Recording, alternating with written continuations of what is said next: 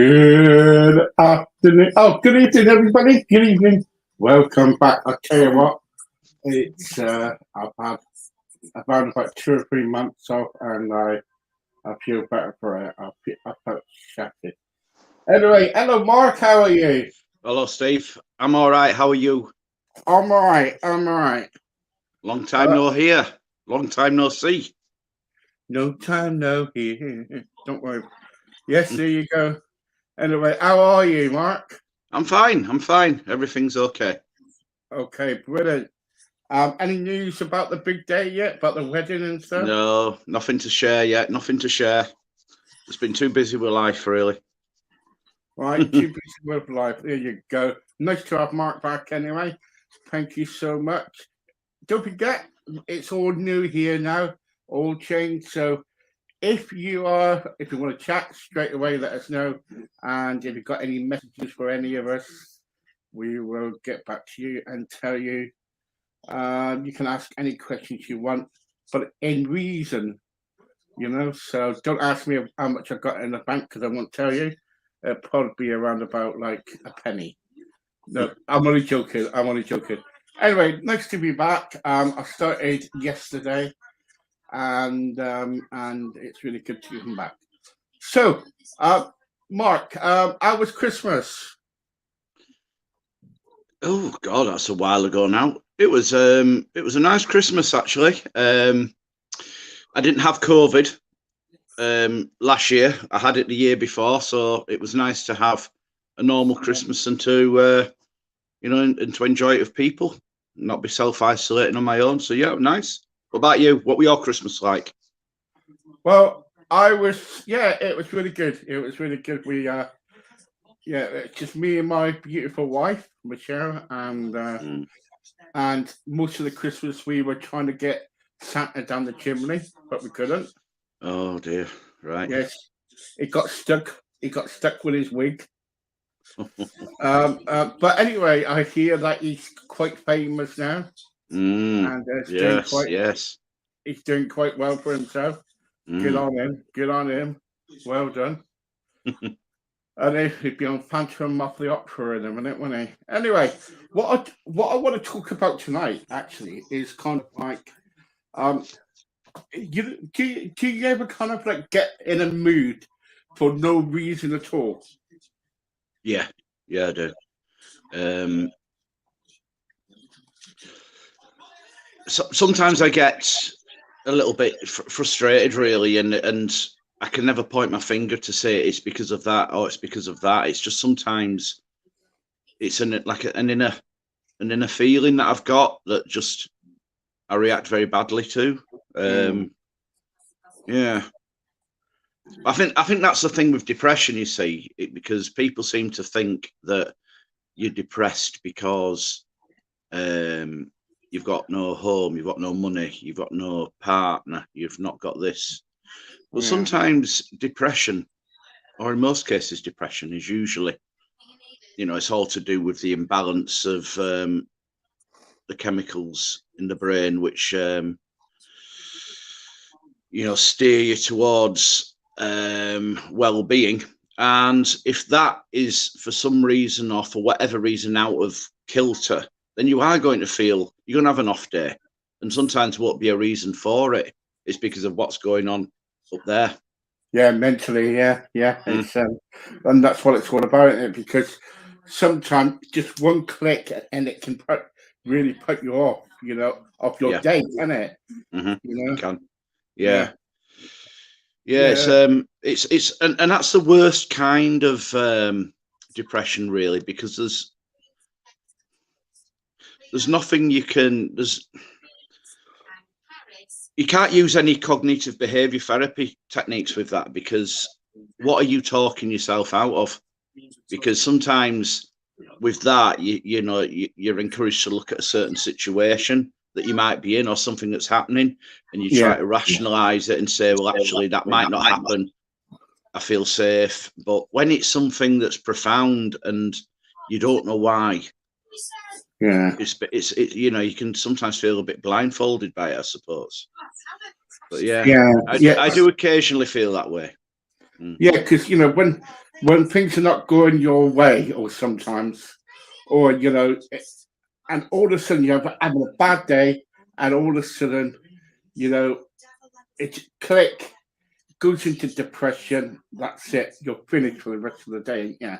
Yeah, yeah, What yeah. used to happen to me is the vice versa because I used to wake up in the morning grumpy like hell, right?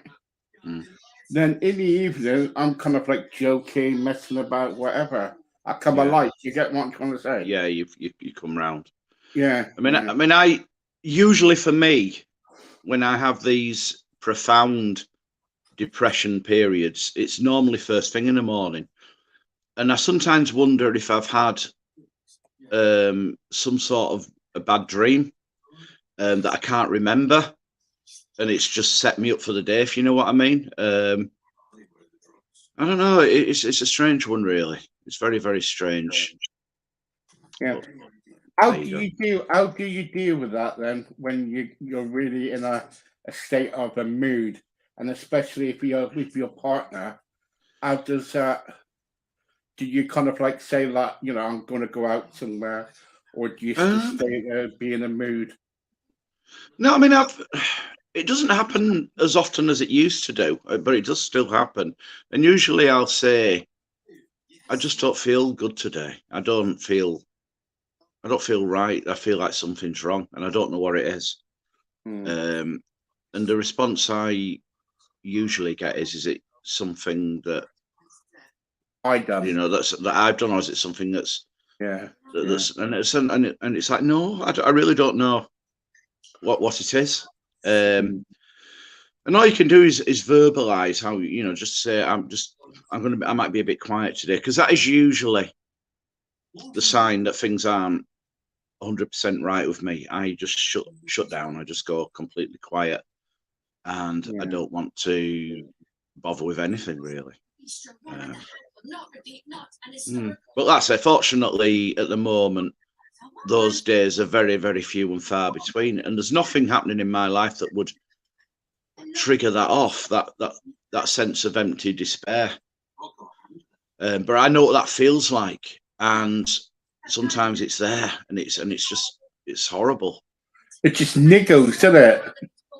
And all of Yeah. a sudden, it just comes by, and it it's a pain in the backside. Then. I mean, more than niggles, it for me when I feel that way, it's like I feel like I've plunged into something. I feel like I've been pulled down.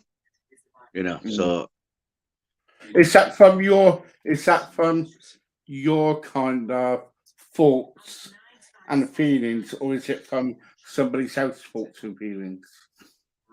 no, it's something profound within me. And what worries me about it sometimes is when in the past, when I have been depressed and it's been circumstantial, because I've been absolutely fed up or devastated by something that's going on or something that's happened. The feeling I have for no reason whatsoever, it's that same feeling Yeah. of empty despair. And it's a very hard thing to shake off, because you're trying to you're trying to work out what it is that's caused it. And like I say, if you don't know what it is, then how are you supposed to use the tools that you've picked up in counselling or therapy, cognitive behaviour therapy, Mm. to put that right? But it usually passes, like what you were saying. Where you get to an evening and you're like all's well Yeah. in the world again. Yeah. Yeah, I think it just boils down to depression, really, doesn't it? It just kind of like it just makes you in a bad way, and you get down, and that's it. Then the mood starts. Then you kind of like, if anybody says just one bad thing, you're on to them, ain't you? Are you that way? yeah. Are you? Not me personally, because like I say, when you can always tell when I'm depressed, because I won't talk and I won't react. So if you're talking there about if the wrong thing's been said, then you sort of like you jump on it, if you know what I mean. I don't do that. I just retreat into myself and try and, it's almost like hibernate, really, you know, shut myself away. But you say, I think it could be because of how life is at the moment. Generally, you know, it's very, very difficult. We've all got the same worries at the moment. You know, about things, financial things. Regardless of if you're working or you aren't, it's, you know, we're all worried about the cost of living, to coin a phrase. And you know, and when you're hearing, you know, you're seeing things in the news about the nurses, you know, I totally support the strikes and everything, but why on earth are we mistreating, you know, that people in that way, to the profession? When I say we, I'm talking about as a country, the government and all the rest of it, and things like that. Yeah, you know, I tend to carry on my shoulders a little bit that feeling of anger and frustration at what the government's doing. So maybe that's part of it, because I think certainly in England, I think things feel quite desperate and hopeless at the moment, and there's a lot to be angry and frustrated about. So maybe it's just that releasing itself into my subconscious somehow, perhaps.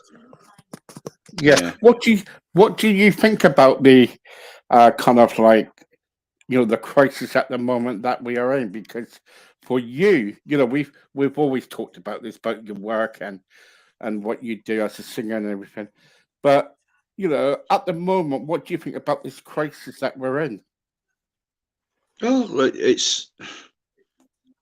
it's quite distressing, and it's quite worrying. I mean, I could be totally selfish and say at the moment, I personally aren't doing too bad. I'm still managing to pay all my bills and everything. From a work point of view, as a singer, I'm working just as much as I was before COVID. So, but it's not about me. It's not, you know, there's more going on in this planet than me. Like I say, I get quite angry about things when I hear things like pensioners freezing to death because they can't afford to heat or eat. You know, I've always been that way out. And when you've got an uncaring, useless government like we've got at the moment, I've always felt that way. And I always, like I said, take it on board a little bit too much, perhaps. I get quite angry. But yeah. So it's hard for everybody. So what would you do? What would you actually do? Say like I don't know, not Boris, but if someone come up, if you were walking along the road where you live, and all of a sudden you saw the MP that you really, really wanted to see, you know, in your thoughts, what would you actually say to him or her? Well, that's a bit of a weird one, really, because I've had dealings with local MPs years ago when I was involved in a campaign to save a local cinema building that was going to be demolished, and I wanted them to,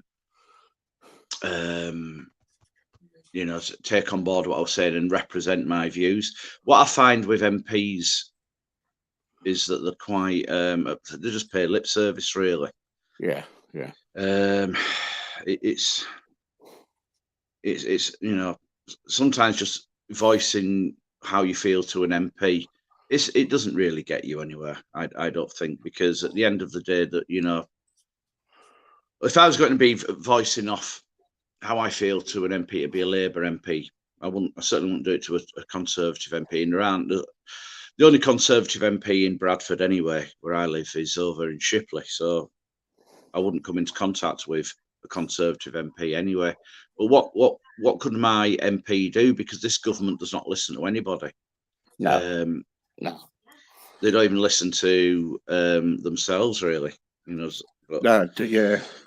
I don't know if you see my campaign last year I did, where did we talk about it? Where I got kicked off Twitter because I don't know about this. Yeah, I got chucked off Twitter because I complained about them falling asleep in Parliament because they get paid £300 to go to that meeting, right? And they're falling asleep. And they said to me, "Have you got proof that they're falling asleep?" I said, "Yeah." We've all seen it. We've all seen the pictures. All you've got to do is get in contact with BBC Two or whatever it is. Ask them, and also I've taken photos of it and everything. And you're supposed to be representing your area, your town, and you're coming up there to fall asleep. It's. I think the majority of MPs, including MPs probably within the party I'd vote for, I think a lot of them are riding a gravy train, to be honest with you, Steve. I think they're just taking the money and running and doing as little as possible. My faith in politicians decreases every year I'm on this planet. It's and it's very, very frustrating. What would you not do? Being represented? What would you if they listened to you, and just say if they said, right, I'm going to listen to you, Mark. What would you do? And what would you say to them? What do you want changed? Oh God, I wouldn't know where to start. I'd probably need a 3-hour program to do that. But first thing I'd do is I would insist that all these billions of pounds that were wasted on dodgy and questionable protection equipment during COVID, I would demand that money be recouped and given back. And then I would have that distributed to the people that really need it, because I never accept the argument from the government that there isn't money to reward our nurses in particular. When there's always money to be thrown around for the people that don't deserve it. There's always money. There's always money. Yeah. So it'd be things like that, really, Steve. You touched on this twice so far about nurses. Now, what are you kind of like? Say something now. Tell me, what are you kind of wanting the government to do about nurses? Because I keep hearing this all the time. That they're not doing enough. The NHS is not not being supported very much. Are you trying to say that the government are not doing enough for these nurses? That's what I am saying. It's and it's not just nurses, Steve. When we've got people that are working in full-time employment and to survive, they're having to take a second job, and they're still having to use things like food banks and what have you. There is something seriously wrong. Yeah. And I'm sorry, but it's the government's job to put that right and to sort that out. And nurses, I just think back to the very, very recent past with COVID and what have you. And if I really, really did think about it, there's other essential workers out there who are probably getting a raw deal. It's just that, Steve. It's just the whole thing of when I hear about nurses using food banks, nurses quitting the profession. We need them there. We need to keep them there. We need them. It's just wrong. It's just absolutely wrong. And they're in a worse financial position now than what they were 13 years ago when the Conservatives came to power. God, that was shambolic, wasn't it? Yeah, and the fact that the Prime Minister isn't even entering into any negotiations with them.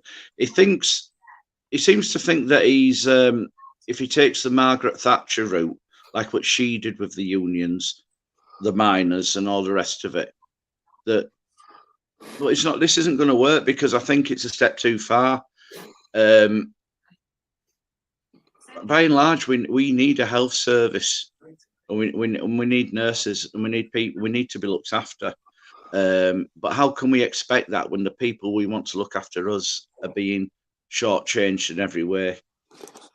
Yeah. Anyway, You have your say, don't you? You know, I totally agree with you, because when you say things, and the next minute I'll get phone call or whatever, or people come up to me and say, "Well, you know, Steve, you know, you cannot kind of like have a go at him because he's saying what he said," and I totally agree with you, because you know we should be open our nurses, our doctors, and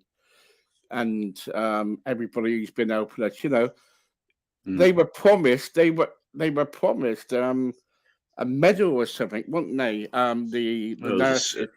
Yeah, it was. Yeah, you know, What's that going to do? You What know good? what I mean? Yeah, we clap for the nurses. At the end of the day, what's a few Thursdays a few years ago, how's that helping them? You know what? They need more than claps. They need more than medals.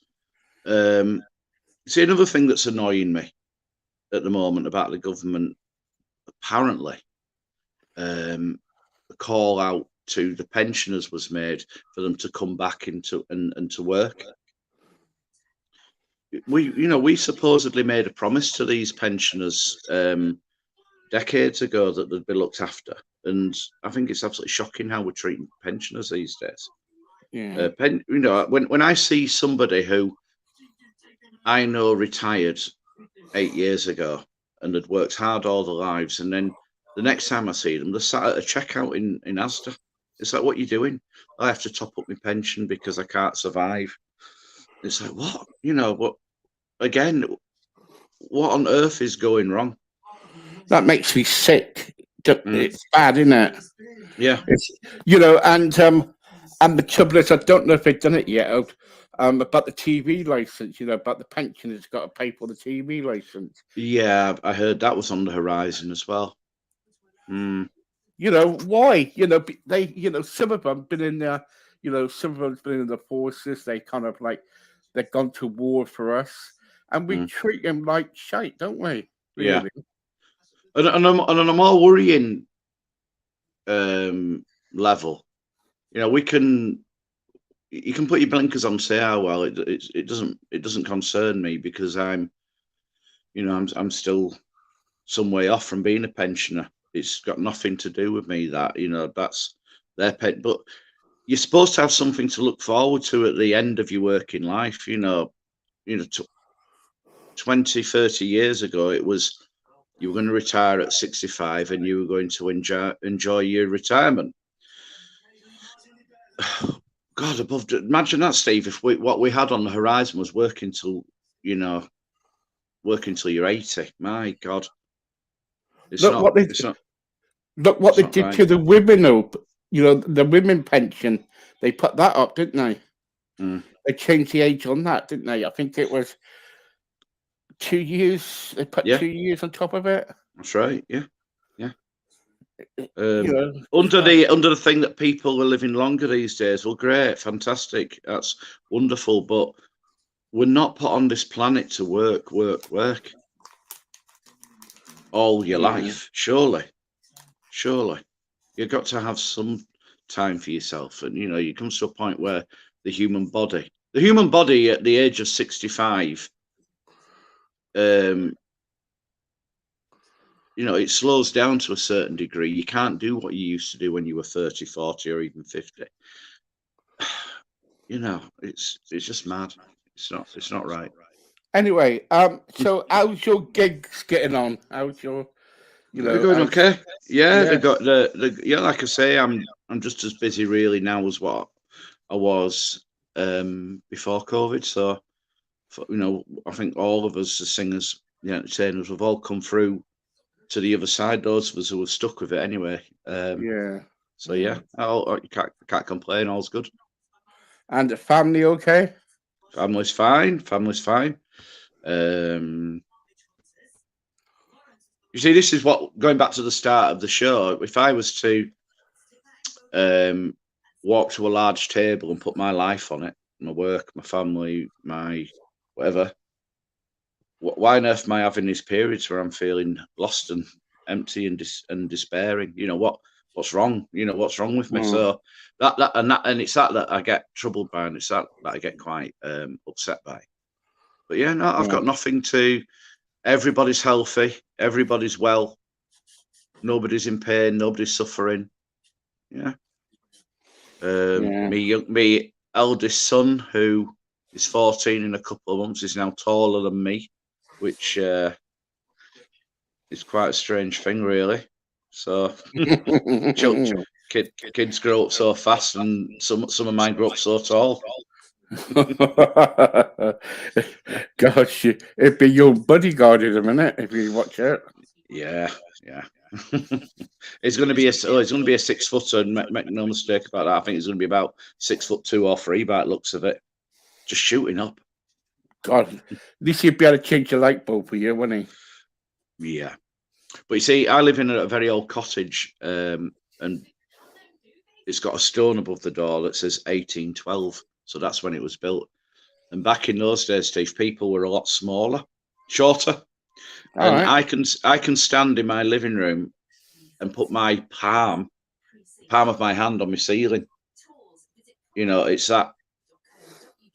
quite short, really. So I don't really need Charlie to change the light bulbs for me, but it's nice to know that if I move into a normal sized room, then maybe, yeah. Don't need to get the step ladders out. I won't be able to touch my ceiling unless I stand on the ladder. Yeah. Yeah, that's the great thing about these old cottages. They're so dinky and tiny.